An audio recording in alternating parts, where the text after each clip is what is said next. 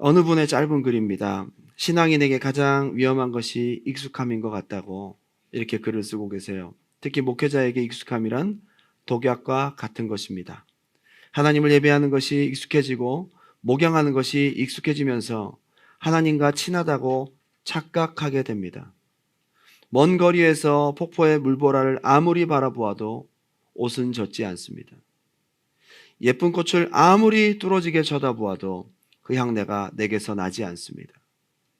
익숙하게 보이지만 그것이 내 삶에 영향을 전혀 주지 않는다는 거죠. 하나님을 아는 지식의 익숙함을 친근함으로 착각하지 않길 바랍니다. 하나님을 경험하는 삶은 오랜 시간과 관계에 있는 것이 아니라 개인적인 친밀함의 정도, 인격적이고도 실제적인 관계에 차이가 있는 것입니다. 만나교회 김병삼 목사님의 글입니다. 오늘 내용은 예수님이 고향 땅이나 다름이 없는 나사렛 동네, 어릴 적부터 자랐던 가장 많은 시간을 보냈던 동네에 방문하십니다. 공생애 전에 예수님의 대부분의 시간을 거기서 보냈거든요. 보여지는 집안 사정을 아주 잘 아는 동네입니다. 겉으로 보여지는 인간 예수에 대해서 너무너무 익히 알고 있는 동네입니다. 그런 동네에 방문하셨을 때 예수님의 아무리 놀라운 지혜와 뛰어난 권능으로 그들에게 나타내셨음에도 그들은 예수님을 배척했습니다. 예수님을 잘 안다는 익숙함의 착각 때문입니다. 복음이 복음되지 못한 결정적인 이유가 뭐냐? 안다는 착각, 익숙함의 편견으로 인한 배척입니다. 이 글을 읽어야 될 원독자였던 네로의 핍박 앞에서 예수를 믿게 되면 모든 것을 잃어버리게 되는 실존 위기에 있었던 크리스찬들에게 너가 익숙함으로 과연 알고만 있는 건지 진짜 복음에 젖은 믿음을 가지고 있는 건지 차이를 그들은 분명히 알아야 됐던 것입니다. 위대한 복음이 복음되지 못할 수도 있는 가장 위험한 가능성, 하나님의 크신 은혜가 은혜되지 못할 가장 위협적인 방해 두 가지를 오늘 나사렛 사람들을 통해서 함께 살펴볼 수 있기 바랍니다. 첫 번째는 한번 따라합시다. 익숙함이 주는 편안하고도 강력한 틀. 편안하고도 강력한 틀입니다. 익숙함이 가장 강한 바운더리를 형성합니다. 이것은 여러분 내면에 형성되는 것입니다. 철학자 플라톤의 가르침 가운데 동굴의 비유라는 것이 있습니다. 다소 독특한 비유이지만 동굴 속에 갇혀있는 일군의 무리들이 있었습니다. 그들이 의자에 결박된 채 동굴 안쪽 벽만 쳐다보고 있었고 그들이 등지고 있었던 동굴 입구에는 모닥불이 타고 있었습니다. 그 모닥불에 의해서 동굴 벽면 안에는 그림자가 만들어지고 있습니다.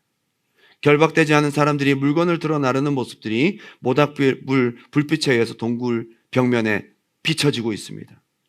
그런데 그 그림자는 모닥불에 의해서 만들어진 것이기 때문에 선명하지도 않고 상당 부분 왜곡되게 보입니다.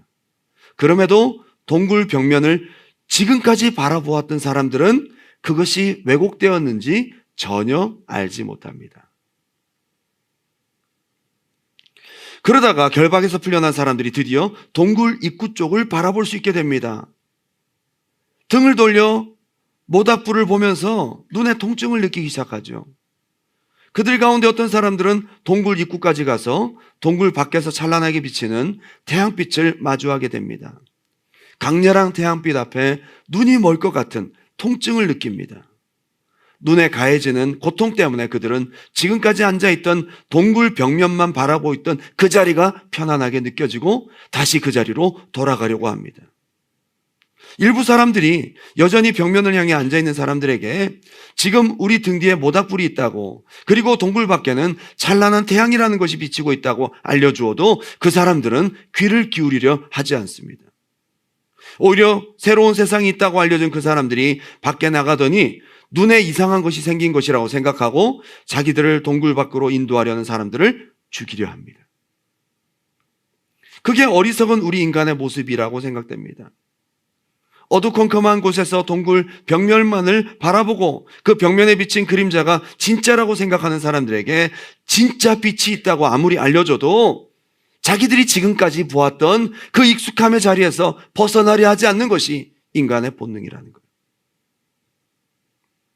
이것을 오히려 두려워하고 자기가 가지고 있는 익숙함의 편안함을 빼앗아간다고 느낍니다. 익숙함의 틀은 의외로 굉장히 강력한 바운더리가 되는 것입니다. 플라톤의 이 동굴의 비유는 영국 경험주의 철학자였던 프랜시스 베이컨이라는 사람에 의해서 동굴의 우상이라고 이름이 바뀝니다. 우상 맞습니다. 강력합니다. 익숙함의 사람들은 지배를 받고 있는 것입니다. 기존에 잘 알고 오래 알고 있는 지식이 가진 힘은 굉장히 유익하고 대단합니다. 여러분, 익숙함의 반대는 미숙함이잖아요. 그런데 그 지식이 가진 파괴력 또한 신앙 안에서는 굉장히 대단합니다. 그것이 다다, 그것이 전부야 라는 나도 모르는 무언의 경계선을 내 안에 두기 때문입니다. 내가 알고 있으면 그게 전부라는 착각을 하게 된다는 것입니다. 나사렛 사람들도 그동안 예수에 대해서 잘 안다는 지식, 오래 알고 있다는 익숙함에서 벗어나려고 했다가 아니다. 우리가 알고 있던 예수가 고작 그 예수가 이런 엄청난 일을 한다고 해서 우리가 알고 있던 익숙함에서 벗어날 수는 없어 하고 다시 복원하게 되고 회개하게 되는데 그 복원력과 탄성이 엄청나다는 거예요. 여러분, 우리가 가지고 있는 익숙함의 틀은 굉장히 강력한 바운더리를 형성할 뿐만 아니라 내가 새로운 것을 알려고 할 때에 그것을 다시 복귀시키는 탄성 또한 대단하다. 마가복음 6장 1절입니다. 2절입니다. 예수께서 거기를 떠나사 고향으로 가시니 제자들도 따르니라.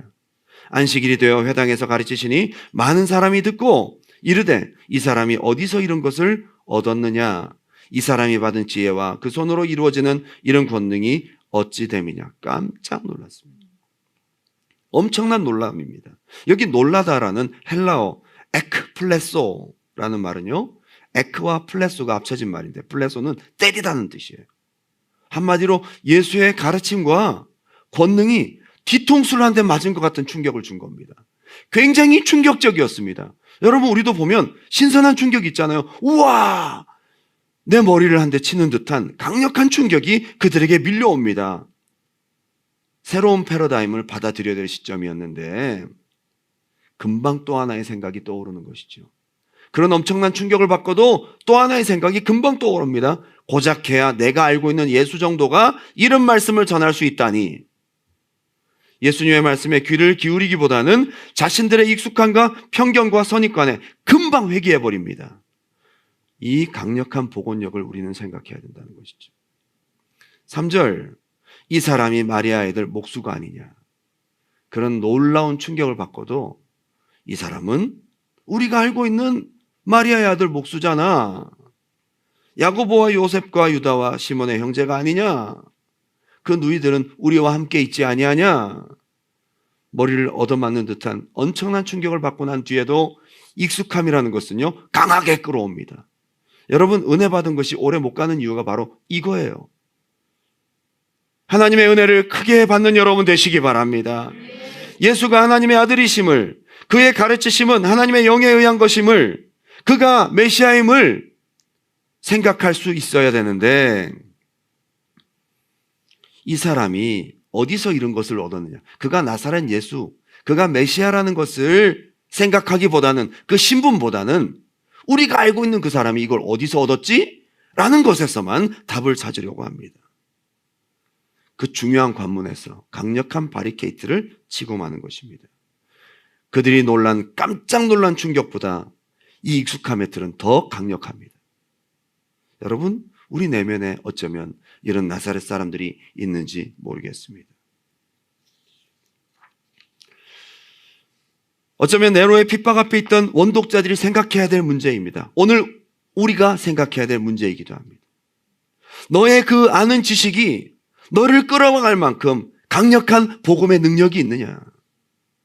네가 아는 그것이 너를 구원할 수 있느냐? 그 실존적인 현실의 문제 앞에서 너는 그 지식으로 결단할 수 있느냐? 어쩌면 많은 사람들이 나사렛 사람인지 모르겠습니다. 과연 내 안에 있는 것이 나의 영을 힘있게 구원하고 끌고 가는 살아있는 복음인가? 아니면 내가 그동안 알고 있는 지식과 신앙의 습관인가? 믿음 생활 오래 하셨던 분들이 변화되기가 참 힘든 부분이 바로 이런 나사렛 사람들이 우리 안에 있기 때문이라는 것입니다. 여러분 안에 있는 것은 진짜 살아있는 예수 그리스도의 복음입니까? 아니면 그동안 교회를 다닌 익숙함이고 종교생활이고 지식입니까? 근데 더 문제는 뭐냐면 이것이 다다. 여기에서 더 이상 이 바운더리를 무너뜨리고 새롭게 예수를 알려고 하지 않는다는 것이 문제입니다. 오늘날 어쩌면 경건의 모양만 있고 경건의 능력이 없는 많은 지금의 크리스찬들의 모습이기도 합니다. 21세기 나사렛 사람들이 얼마나 교회 속에도 많은지 모릅니다. 어쩌면 대부분의 사람들이 내가 알고 있는 지식이 복음이라고 착각하고 살아가는지도 모르겠습니다. 오랜 타성에 젖은 종교생활로 예수를 알고 교회 생활도 알고 익숙할 대로 익숙하고 성경도 많이 읽고 다 아는 것 같은데 실제로 예수를 모르고 있는 것입니다. 예배에 대한 기대감도 없고 지식적이고 도덕적이고 인본적이고 근본적이고 습관적인, 어쩌면 더 예수를 깊이 알아가려는 영적 세계에 대해서 문을 닫고 무관심한 사람들. 교회는 하나의 커뮤니티일 뿐 새로운 것을 알고 깊이 체험한다는 것이 때로는 부담스럽습니다. 주님을 더 알아가고 더 깊은 영적 체험으로 들어가는 데 있어서 전통적 종교적 익숙함이 우리에게 강력한 벽을 형성하고 있음에도 불구하고 우리가 깨닫지 못하고 평생을 지낼 수도 있다는 것입니다. 동굴 속에 머물고 싶어 하는 것입니다. 새로운 새로운 체험, 놀라운 예수 그리스도 안에서의 은혜를 바라보기보다 그냥 현재에 만족하고 종교 생활을 영위하는 것으로 끝내버리는, 심지어 과거에 다 해봤어, 다 수련회 때 부흥회 때 은혜 받아봤어, 은혜의 감격은 과거의 기억일 뿐 다시 옛날 그 은혜 없던 시절로 돌아가려는 복원력이 너무도 강력해졌어. 은혜 받고 성장하는 것이 너무도 어려운 것입니다. 은혜는 추억일 뿐인, 특별히 토론토에 교회를 탐색하고 수집하고 겉핥기, 공동체 안에 들어오지도 믿음의 뿌리를 내리지도 못하고 무엇이 그렇게 두려운지, 무언가 거리낌이라는, 내가 지금 있고자 하는 여기에 편안함에 장애물에 걸려서 그 수준에 오래오래 머물기를 바라는 고집. 어쩌면 우리 속에 이 나사렛 사람의 익숙함이 시간이 갈수록 우리 속에 우리의 신앙의 체질로 자리 잡고 있는지도 모르겠습니다. 베드로전서 2장 1절입니다. 그러므로 모든 악독과 모든 기만과 외식과 시기와 모든 비방하는 말을 버리고 갓난 아기들 같이 순전하고 신령한 젖을 사모하라. 이는 그로 말미암아 너희로 구원에 이르도록 자라게 하려 함이라. 아멘. 성경은 말하고 있습니다. 새로운 예수 그리스도를 깊이 체험하고 예수를 닮아가는 것이 사모되고 간절히 기대될 때에 우리가 잘할 수 있다는 것을. 익숙함의 편견은 어쩌면 우리 믿음의 성장판을 닫는 무서운 적인지도 모르겠습니다. 오래 믿은 여러분, 예수를 잘 알고 있다고 생각되는 여러분 모두, 저를 포함한 오늘 보이지 않는 여러분 내면의 익숙함에 나사렛 사람들을 무너뜨리시기 바랍니다. 썬데이 크리스찬의 모습에서 벗어나세요. 때때로 여러분에게 기도 제목 주시고 고난을 허락하실 때도 있습니다. 그때는 하나님께서 여러분들을 나사렛 사람 되지 말라고 주시는 성장판을 여는 하나님의 사랑인 줄 믿습니다. 두 번째는 한번 따라합시다. 눈앞의 현실과 물중의 설득력. 내가 알고 있다는 익숙함이 주는 편안함과 이런 바운더리가 있고요. 그리고 눈앞의 현실과 물중의 설득력이 있습니다. 사람들은 팩트에 설득됩니다. 2절입니다. 안식일이 되어 회당에서 가르치시니 많은 사람이 듣고 놀라 이르되 이 사람이 어디서 이런 것을 얻었느냐? 이 사람이 받은 지혜와 그 손으로 이루어지는 이런 권능이 어찌 됨이냐? 이 사람이 누구냐에 대한 관심보다도 우리가 아는 이 사람이 어디서 얻었냐? 메시아를 알 수가 없는 거예요. 이 예수가 메시아라는 가능성은 아예 접어두고 있는 겁니다. 우리가 알고 있는 이 사람이 이걸 어디서 얻었지? 메시아를 발견할 수가 없습니다. 3절, 이 사람이 마리아의 아들 목수가 아니냐? 우리가 알고 있는 정확한 지식이죠. 알고 있는 예수의 부모, 알고 있는 예수의 생업, 그가 목수 일을 하는 거 봤고 그 집안 사정을 알고 있는 내가 이만큼 안다는 지식이에요. 여러분, 이 지식이 무서운 거거든요. 근데 하나는 알고 둘은 모르죠. 예수가 어떻게 잉태되었는지를 모르잖아요. 겉만 알죠. 우리가 안다는 이 지식을 내려놔야 된다는 거죠. 야고보와 요셉과 유다와 시몬의 형제가 아니냐? 옆에 사람이 좀 더 디테일한 정보를 줍니다.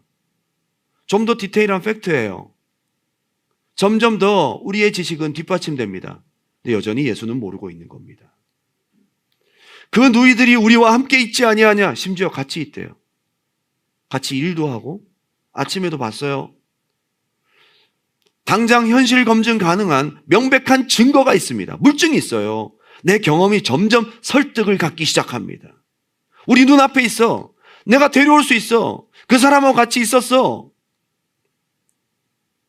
저는 오늘 설교를 준비하면서 지금까지 기도해도 크게 응답된 것이 없다고 생각하는 우리의 경험이 어쩌면 물증이 아닐까 생각이 들어요. 지금까지 오면서 뜨뜻미지근한 신앙에서 크게 달라지지 않은 나의 신앙을 하나의 유형으로 분류해버리고 규정 지어버립니다. 물증. 지금까지 큰 변화가 없고 수련회 가도 나는 별로 크게 은혜를 못 받고 몇 번의 부흥회와 간절한 기도에 내가 바라던 큰 성과를 보지 못했다는 경험이 물증이 되어서 난 안 돼. 복음 앞에 예수를 더 깊이 만날 수 있는 그 은혜 앞에 이 물증이 큰 바운더리가 되어 주님을 깊이 만나지 못하는 것이 아닌가. 주님을 뜨겁게 만나고 내가 보기에 남들만큼 내가 느끼기에 큰 변화가 없어 보여서 내가 또 지금까지의 신앙 경험이 주님을 알아가고 성장하는 데 있어서 후천적인 무력감을 주는 하나의 물증이 되지 않았나 생각해 봅니다. 그래서 어떻게 했다고요? 한번 따라 합시다. 예수를 배척한지라. 그래서 예수를 몰아냈대요. 예수를 받아들이지 않은 거예요. 내가 안다는, 내가 눈앞에 보고 있는 팩트와 물증 때문에 예수를 배척했어요.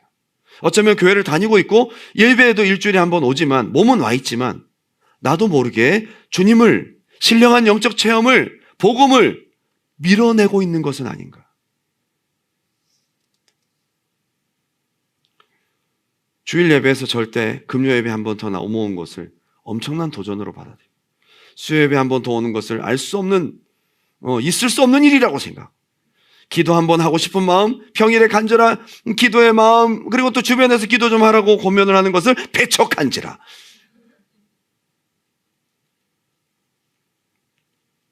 여러분에게 하나님의 은혜를 사모하고 다가가고 예수를 만나려고 하는 간절한 이런 어떤 갈망을 방해하는 물증이 뭡니까? 물증이.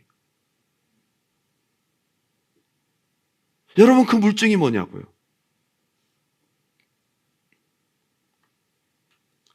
마가복음 6장 4절, 예수께서 그들에게 이르시되 선지자가 자기 고향과 자기 친척과 자기 집 외에서는 존경을 받지 못함이 없느니라 하시고, 예수님도 이 익숙함에 대해서 인정했어요.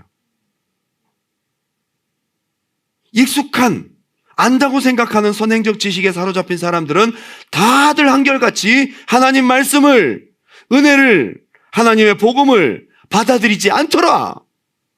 예수님 내리신 결론이에요. 익숙함의 바운더리는 이렇게 강력해요. 다 그렇대요.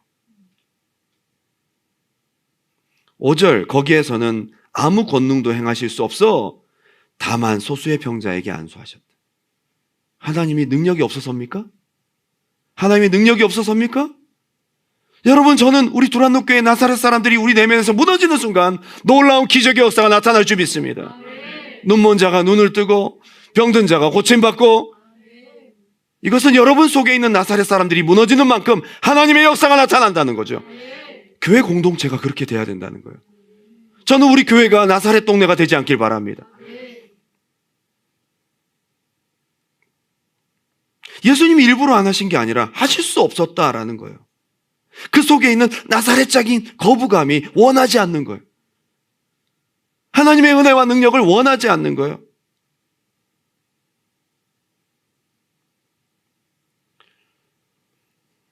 (6절입니다) 그들이 믿지 않음을 이상히 여기셨더라. 누가? 예수님이 안 믿는 거를 이상히 여기셨더라.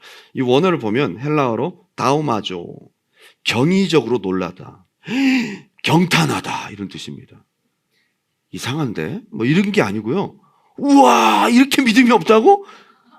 믿음이 이토록 없다고? 여러분, 믿음이 없는 것도 놀랄 노자예요. 믿음이 그렇게 안 들어가는 것도 아주 놀라운 일이에요. 예수님이 가장 많은 혜택을 누렸어야 될 마을이잖아요, 나사렛 동네는. 예수님의 고향과 다름이 없는데 얼마나 예수님께서 그들을 사랑하시고 은혜를 주시기 원하셨을까. 제일 은혜 받아야 될 곳에서 가장 은혜를 못 받고 있으니까 예수님께서 깜짝 놀라신 거예요. 오래 믿으면 더 은혜를 받아야 되잖아요. 성경을 많이 읽고 더 알면 더 큰 은혜를 받아야 되잖아요. 근데 은혜를 못 받고 있는 것이 이상히 여기셨더라. 이 다우마조라는 놀라움은요, 백부장에게 보이신 반응, 똑같은 단어예요.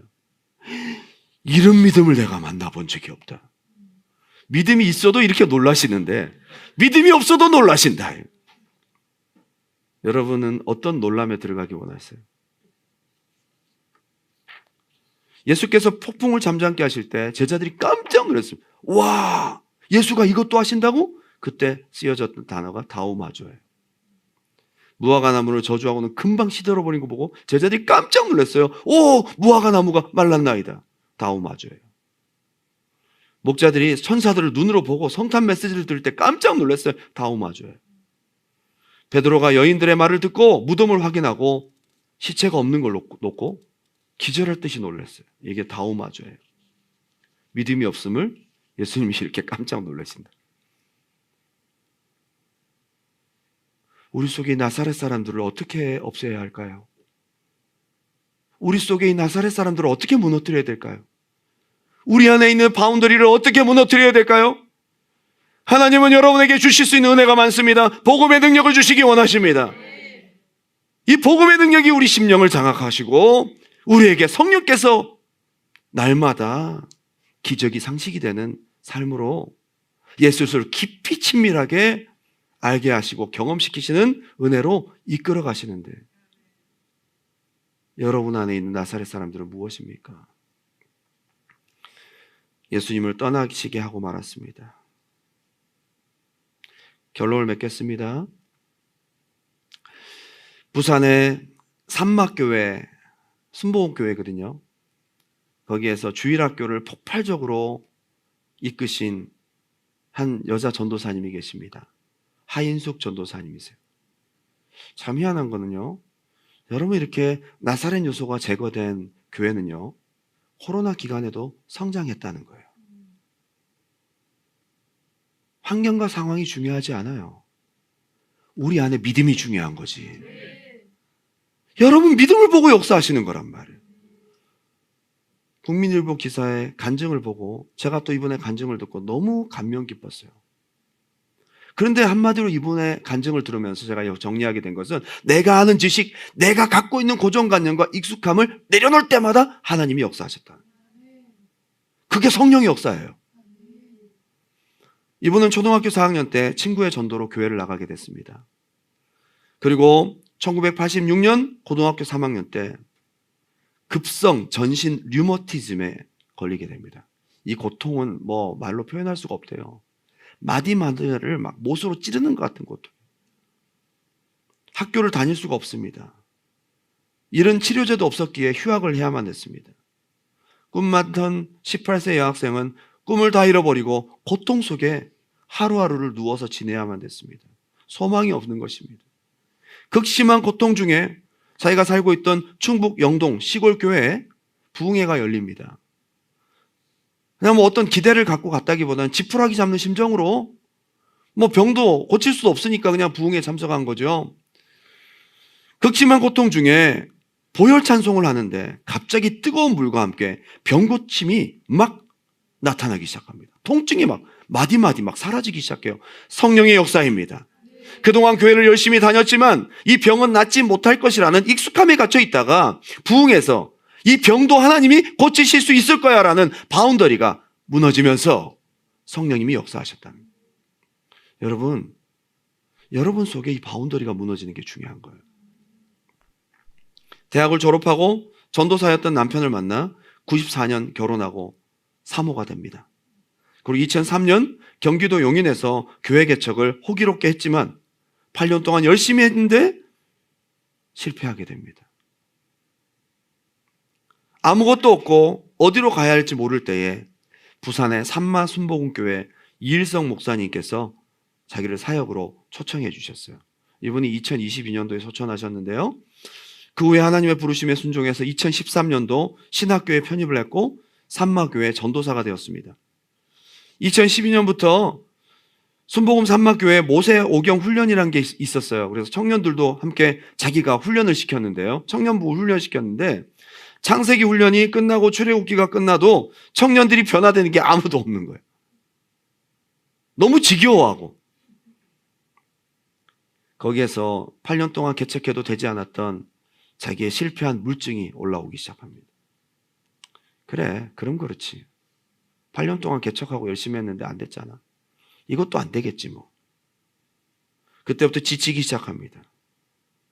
내가 바꾸려고 했으니 될 리가 없었습니다. 나는 최선을 다해 사역했습니다. 문제는 청년들에게 있다고 착각했습니다. 이게 내면에 있는 나사렛 사람들인 거예요. 여러분, 우리가 때때로 우리 속에 있는 나사렛 사람들이 있어요. 내 안에서 발견해야 된다니까요. 그즈음 목사님께서 창세기 3장 5절 말씀을 반복해 선포하셨습니다. 그때 내가 하나님 자리에 올라가 내 힘으로 사역하려 한다는 것을 깨달았습니다. 그리고 깨닫고 난 다음에 내 속에 있는 나사렛 사람들을 몰아내기 시작했어요. 그때 성령께서 말씀하십니다. 이제 아동부 철야 예배를 한번 해보지 않겠니? 아동부를 철야 예배로 데려오는 것도 힘든데 아동부 철야 예배를 만들라고 목사님 말씀하셨어요.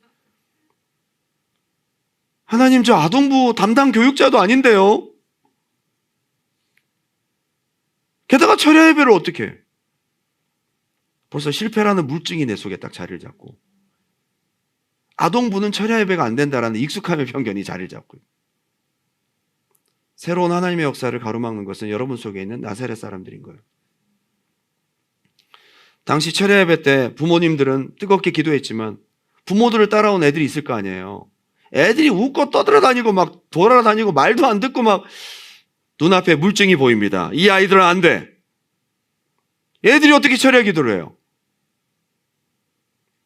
애들이 다 그렇죠 뭐. 근데 성령께서 그때 말씀을 주십니다. 아동부 철야 예배를 세우는 일이 네가 할 일이야. 그때 마음속에 그런 고정관념들을 내려놓고 아동부 철야에 영어 예배를 도입하고 찬양단을 만들었대요. 아동부 찬양단을 만들었대. 놀랍게도 주님은 어린이 철야 예배에 100명의 아동들이 모이게 하십니다. 안 믿는 부모님들도요, 아이들을 철야 예배에 데려놓고 집에 하나님이 몰아주시기 시작했어요. 철야 예배를 시작으로 2016년부터 아동부 사역을 맡았습니다. 해본 적이 없어요. 그리고 아이들에게 찬송가를 외워 부르게 하고 모세 오경 훈련을 초등학교 2학년 때부터 받게 합니다. 어느 날 성령님께서 또 한 번의 감동을 주십니다. 아동부에 셀을 세워서 아동부 아이들에게 셀장을 맡기라는 거예요. 아니, 아이들이 어떻게 셀 예배를 드립니까? 그 아이들이 어떻게 셀을 인도합니까? 그게 가능하지 않죠. 또다시 내면에 나사렛 사람들이 소리칩니다. 여러분, 하나님의 새로운 일들은요, 항상 여러분 속에 있는 나사렛 사람들, 익숙함, 안 될 거야 라는 생각들, 그리고 실패한 경험과 물증들이 여러분 속에서 역사한다고요. 성령님께 물어봤더니 기도하라 라는 감동을 주시는. 성령님은 싸우지 않으세요. 여러분 속에 나사렛 사람들이 무너질 때까지 기다리시지. 기도하라. 2017년 4월부터 토요 성령 불기도회 아동부 셀 리더들을 데리고 갔습니다. 10분도 제대로 기도 못하던 아이들이 대부분이었습니다. 애들 5분 기도하면 눈 뜨고 있고요. 자기들끼리 장난치고 있고요. 그때 또 나사렛 사람들이 올라옵니다. 이건 애초부터 안 되는 거였어. 애들이 무슨 기도를 1시간씩 해. 말도 안 되는 거야. 해도 안 되는 물증이 너무 분명하게 보입니다. 애들이 막 장난치고 있으니까요. 그런데 시간이 지날수록 기도에 불이 붙기 시작합니다. 성령이 일하시면서 아이들 가운데 산만한 영이 떠나갑니다. 아이들이 1시간씩 기도한다는 거예요. 여러분, 우리 오해를 버려야 됩니다. 애들이 믿음 더 좋을 수 있어요. 내면의 나사렛 사람들이 떠나고 나면요, 하나님의 영이 역사하세요. 예수께서 역사하십니다. 주일학교 아이들이 성령을 받고 방언을 받기 시작합니다. 그리고 중요한 것은 휴대폰 중독들이 다 끊어지기 시작해요. 휴대폰 게임을 끊는 일이 벌어집니다. 사상 초유의 일입니다. 하나님이 하신 일이에요. 그렇게 1년간 토요 성령 불기도회를 하고 성령님의 인도하심에 따라 2018년 교회 근처 5개 초등학교에 13개 셀을 세웁니다. 셀 리더와 자기는 먼저 여리고를 돌듯 운동장을 돌고 교문을 붙든 채 기도합니다. 셀 리더는 초등학생이에요. 그 학교 대표예요. 교문을 붙잡고 애들이 울면서 기도한대요. 하나님 그 기도를 들으시는 겁니다. 장난을 치던 아이들이 아침마다 정해진 시간에 정해진 위치에서 세런끼리 모여 찬송가를 외워 부르고 학교와 나라를 위해 아이들이 기도하기 시작합니다. 애들이 나라를 위해서 기도한대요. 셀 예배를 자기들끼리 모이면서 리더십이 생기고 신앙의 야성이 생겨나기 시작합니다. 산마 방과후 학교를 진행한 지 4년 만인 지난 2020년 코로나가 시작된 지 얼마 후에 산마 대안학교가 시작되었습니다. 그 교회에서 학교를 시작했어요. 참 놀라워요. 하나님이 역사하시고 나사렛 사람들이 내면에서 무너지니까요, 이 대안학교는 코로나 기간에 설립되어 계속 성장합니다. 초등학교뿐만 아니라 지금 중고등학교까지 올라갔고요. 하나님께서 해외 연결고리까지 이어주시면서 산마 대안학교가 엄청나게 부흥하기 시작합니다. 모세 오경 훈련으로 4가지 죄의 뿌리를 알게 되니 문제라 여기고 판단했던 근본원이 사실 제게 있었음을 깨달았습니다. 더 이상 문제는 문제가 아니라 내 속에 있는 나사렛 사람이라는 거예요. 내면의 나사렛 사람들을 몰아내고 나니까 성령님께 온전히 문을 열게 되고 받아들이고 순종하고 나아갈 때에 여러분, 복음의 역사가 이렇게 능력 있게 나타납니다. 지금은 사에게 너무 행복하대요. 오늘 2000년 전에 있었던 나사렛 동네 사람들이 나와 전혀 상관없는 사람들이 아니라 우리의 신앙 속에 나도 모르게 우리 안에 익숙함의 편견으로 바운더리 지어져 있는, 하나님의 은혜를 받아들일 수 없는 수많은 지식과 팩트와 물증으로 우리 생각 속에 자리 잡고 있는, 어쩌면 그것들이 나사렛 사람들일 수도 있는 것입니다. 여러분 안에 복음이 복음되고 예수를 깊이 체험하고 성령의 충만한 능력으로 살아가는 믿음의 사람, 은혜의 사람 되시기를 주님의 이름으로 축원합니다.